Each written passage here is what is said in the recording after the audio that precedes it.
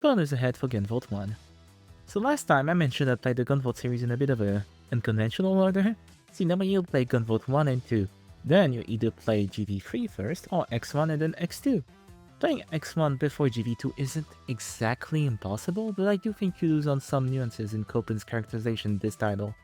Because this is what this title is about, a spin-off where you play as Copen, which was last seen being racist and getting his shit stolen by Asimov, complete with a whole new gameplay, cast, and setting. I personally love this entry into the series. It might be my favorite one. It's probably either that one or GV2. But why exactly? Let's dive in, shall we? Oh, fair warning, I'm assuming you either played GV1 or watched my video about it. So this game opens on Copen, his little robot drone friend slash helper slash companion, and Lola looking upon the damaged city. We've got some exposition going on. Apparently by this game the adept population actually outgrew the human one and became the de facto standard. Human are now referred to as Minos, a term that somehow just feels like a slur, and are hunted down by Sumeragi. I don't think even adepts have it too easy in this world. There's a specific mention that even civilians' adepts' liberties are being restricted. They're just, not being murdered. And the bosses you fight throughout the game are often coerced into fighting for Sumeragi, sometimes even half apologizing to Copen before they strike him down, or at least try to. Copen is surprisingly chill about it and in general. He's not backing down, he's not shedding tears for them. Clearly those aren't fights he picks by choice, but it's kind of surprising coming from GV1. And really surprising if you come from GV2. So you just start blasting through Sumeragi's troops, and down the line you confront Blade, an individual that is definitely a man and refers to Copen as X, if I pronounce that correctly. Official biggest thorn in Sumeragi's ass. Copen doesn't give them much mind and simply questions them about the butterfly effect, his main target for this game. They then start kicking your ass with an electrical Septima that, as tradition wills it, bypasses your prevasion. Copen thankfully gets his bacon saved by a group of Minos children. They aren't exactly leading a resistance or something, they're just scrambling around and trying to survive in their underground base. They're led by one Kohaku, which is the one you'll interact with the most.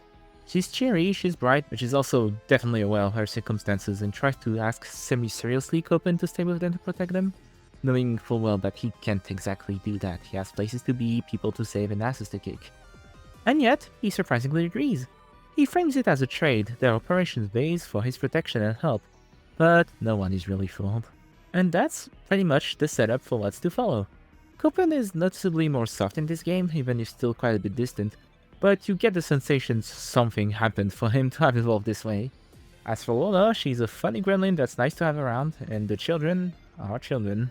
To get to learn more, you will have to wait a little bit. I think the storytelling is a bit of this game's weakness compared to the other entry in the franchise. I mean this purely as in the way the story is presented, not the story in itself, which I quite like.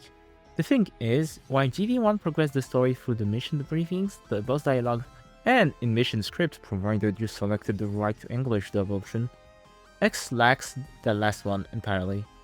So you better make sure you read those mission reports and those optional party dialogues. They're nice too, I really like our little cast here. And as Copen tries to locate the butterfly effect, whatever that is, we get to control the little man, so let's talk about gameplay. So, while Gunvolt's gameplay is a bit more slow and meticulous, Copen's gameplay is a bit more fast-paced, and fuck this, I'm turning into a pinball. At the bottom of the screen you'll see those little ammunitions icon called bullets. They're your main resource. They're depleted by 2 if you use Pervasion, just as it depleted Gunvolt's AP gauge, but most importantly you can spend them to perform an air dash. This air dash is basically everything in the game. Bounce into an enemy or a wall and you get your bullet back, allowing you to chain together for high-speed travel and combos.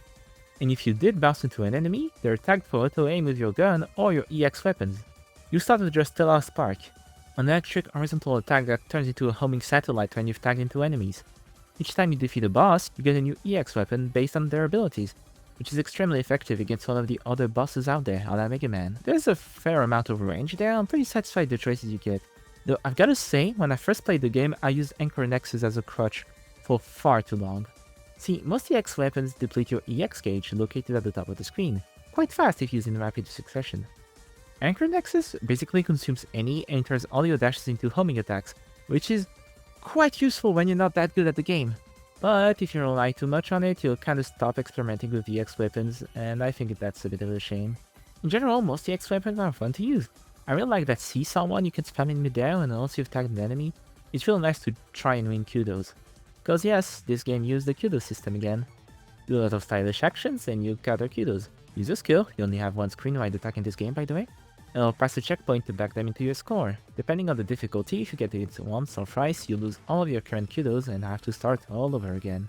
I have to be honest and say that while I do like trying to get those huge hair combos for kudos, I don't really enjoy how to get an actually good rank. You pretty much have to run on Fearless difficulty, which drops all of your kudos in one hit, and yeah, unless you're very confident in your level design, I wouldn't exactly put clear this level very fast, very well without taking a single hit on my list. A lot of the tiny frustrations around the levels suddenly become way worse when you only get one chance. It's something I've really felt often when something out of the screen suddenly zero kudos me when I was going a bit too fast and didn't memorize that part of the level yet. We've got a bit of time to reach that point, but I really think the best balance I've seen with that problem, at least the one I found more enjoyable, was with Gunvolt 3, which I think had great challenges to make you master the levels without feeling like you were just one mistake away from resetting at all times. This will not mean anything for you right now if you've not caught up to that level in this series, but for the Gunvolt heads right there, I'm talking about the Analyzer mode. But that aside, I really love Copen's gameplay. Helps that his upgrade system is also miles above Gunvolt's. Instead of having an equipment system with limited slots and quite frankly annoying material requirements that force you to rerun specific stage, you have a list of stacking upgrades you can just buy with the credits dropping from the enemies. And by god, this is like 1,000 times better. I actually was looking forward to unlocking those, and I actually unlocked a fair amount of those. And when I did do a few stages retries for better times and score, it works to one my overall upgrades unlocking, and I've appreciated that. This system will, unfortunately, not be implemented in the main Gunvolt series. I mean, kind of, again if you count the Analyzer mode from GV3, but even then it's not really the same. But I thought it was worth mentioning. I love that. Overall, Copen's gameplay provides a faster, more exciting alternative to Gunvolt's usual precise stage memorization based approach. You still kinda need both of these here, but you can nail it on reflexes and speed too, and I think that's nice. It makes this brand of gameplay feel like a true extension of what was done before and not just a replacement. When it comes to the stages, I feel like there's a few things that deserve to be mentioned. A bit of a consequence of Copen's gameplay relying on you bouncing on stuff and having way more air mobility means the stages are more cramped and have more stuff for you to bounce all over the place. They feel tighter when you look at them, but playing the stages I never exactly felt claustrophobic and something. It's really different when you've got the controller in your hands. And I kind of noticed how it looked after I was reviewing my own footage. Something I do miss is how GV1 stages will sometimes mix things up like the electrical light puzzles or the drowning section. It's something specific to GV1 that other games in the franchise don't really do. In terms of aesthetics, expect to see a lot of ruined buildings and gritty color schemes, which contrasts a lot of GV1's futuristic vibes. This one kind of feels like you're in the future, but like Trunks' future, for the rest of your life, which isn't necessarily a bad thing, but I had to mention it. Of course, a big part of the equation are bosses. I really love their design in this game. Generally, other designs in this series are really cool, but I find myself having a soft spot for these in particular. Honestly, getting to discover bosses' transformed forms is always a bit of a treat for me. I so hope they keep that up for the next game. When it comes to the fights proper, they're pretty nice. I think a few moves are a bit pure bullshit for my taste, but that's what Prevasion is for. Otherwise, navigating around them with Copen's flight feels satisfying, and finding a good weapon to blast them or even stun them is really cool. Overall, aside from one of the final bosses, I didn't really have any troubles whatsoever with them. Speaking of which, now comes the time where I spoil absolutely everything about the game. Maybe you don't want that, and if so, I humbly ask you to go to this timestamp, or use YouTube chapters below to navigate to the section of your choice. So, at some point Kohaku gets sick and basically acts very feverish. One of the missions in the game consists of raiding a medical supply facility controlled by Sumeragi. During that time, she kind of mumbles about her sister, and the other kids explain that her sis was very strong and protected them until Sumeragi presumably killed her. They never found the body though. When she's better, she gives Copen a locket with a pic of her and her sister together. It's a bit telegraphed, one could say. Anyway, done, the gang doubles down on efforts to help Copen and Lola find the butterfly effect. You cross paths with Blade again and trade blows. When Copen accidentally drops the locket, she seems to have a visceral reaction to it, meaning she's the gasp, Kohaku's sister. Obviously, the game does everything it can to spoil the surprise for you. We had a mysterious strong woman and a missing strong sister. There's not enough characters for this to ever be a mystery. Anyway, although a gang does manage to locate the butterfly effect, and Copen and Lola track it down. You confront it and, oh wow, there's a giant machine that uses the Muse's power to control adepts worldwide. And it's got a giant human brain in it. Copen's sister's brain. And she's begging him to kill her. That's really nice. This fight's even harder if you play GV2 first for reasons we'll discuss when we get there. A fight with the machine and its lumen-based defense system afterwards, and you grant your sister her wish. But your mission isn't over. You have to make the bastard responsible for this pay too. Bastard in question reveals to be Asimov. Oh joy. Both Copen and Asimov are kind of surprised to see each other there, alive and all. Kind of been ages since enlisting each other. He posed as the AI-in-chief for Sumeragi, but really has just been pulling the strings himself, making Sumeragi pretend to reconcile with humans before exterminating them. It's revealed in a pretty chilling CG that this game actually does take place after GV1's bad ending, and Copen isn't too happy about Asimov's entire stupid plan. And so, a battle between the strongest adept and the strongest human break out. Now, fighting Asimov is always a pleasure, especially if you relied a bit too much on probation before and now have to cope with not being given that right anymore. I guess Blade at least prepares you for that in this game unlike GV1. Also, a detail I really like is that a song using Asimov's theme is played during this battle. In GV1, that song was played as we were fighting Asimov as GV, and was called Collision of Thunderstorms.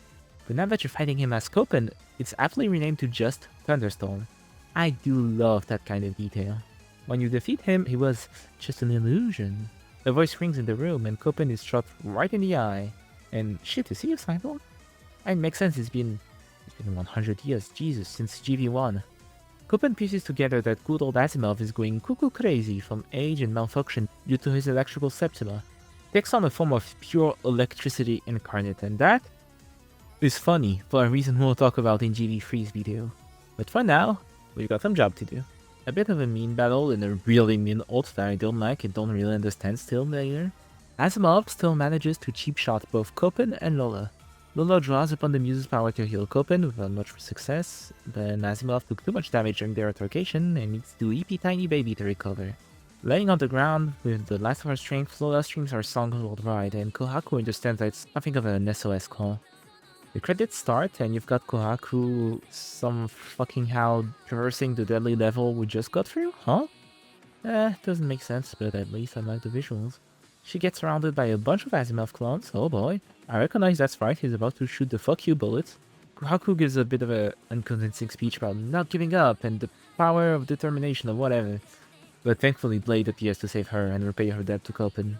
Kohaku finds the ladder and stole his gun to put an end to the fake AI/huge bastard forever. The two sisters help Copen home, and that's pretty much it. Overall, I think it's a pretty strong final act. Those kinda have to be strong in the series because it's the most story-dense sections of these games. And I say X doesn't disappoint at all, especially if you didn't put together that this game is basically a what-if continuation of GV1's bad ending before the reveal. It's a really cool choice, honestly. I do have a thing for the current future story timelines. I really like that this is a world when the power dynamic between humans and adepts got inverted. I really like that technically, the prediction of Copen's father that all adepts would inevitably destroy the world is kind of happening. But boy is Copen not even feeling vindicative about that. There is no I told you, my man is just tired and just wants the madness to stop. He's pretty endearing in this game in general, to be honest.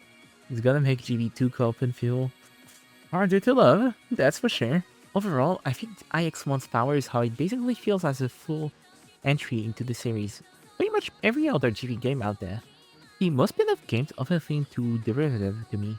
Almost like a whatever experiment, or just an excuse to visit side stories or focus on a specific character in a grander universe.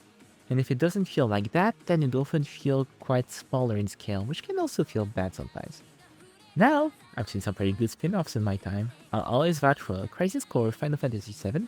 No, not the new one, I haven't gotten to play that one yet. Wireland birthed an entire new series on its own that I wish they would bring back. I guess Pizza Tower exists for a reason. Case in point, I love when my little stereotypes about spin-offs are broken. Luminous Avenger X feels like a complete game, with a very interesting premise that fits perfectly within the Gunvolt universe. I love that. It really sets up a big expectation for this game's sequel. Cause yes, it does have one. Nonetheless, it's the last game I've played in this series, so you'll have to wait a little bit to see what I thought about that one. So that was X1.